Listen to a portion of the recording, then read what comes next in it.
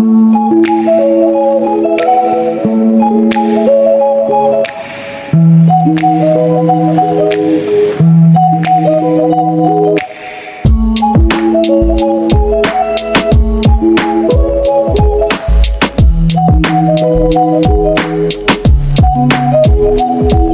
alaykum, kanalimiz qatnashchilari. Men Qayrag'och choyxonasining oshpaziman.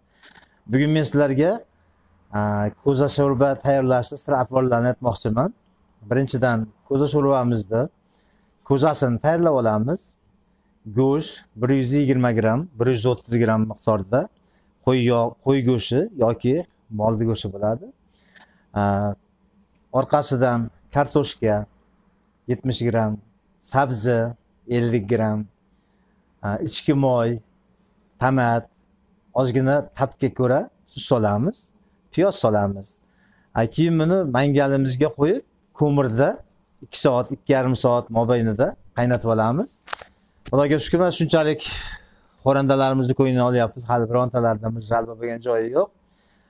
Sizlar ham mana shu tarzda ko'za sho'rva tayyorlasalaring, o'ylaymanki, oila a'zolaringga, xo'jayinlaringga, hammalaringga ma'qul keladi degan umiddaman. E'tiborlaringiz uchun rahmat.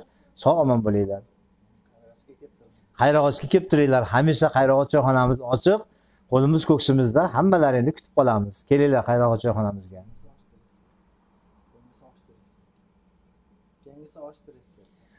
Keyingisi endi o'zbekchada nima deydi? Qo'qoncha oshimiz, qo'yni quyrug'idan 1 kilo guruchni oshiga 400 gram qo'yni quyrug'i ishlatiladi.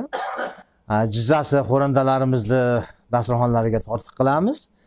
Shu jumladan 1 kilo oshimizga 800 gram laqim go'sht hamda 200 gram suyak ishlatiladi. Guruchimiz burgandini jiydari guruchlaridan, qimmat guruchlardan olib ishlatamiz.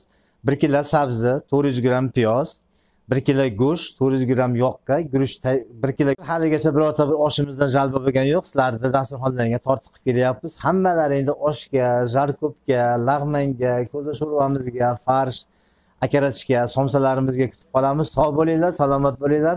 Hamisha xizmatlaringdamiz. Ko'rishguncha.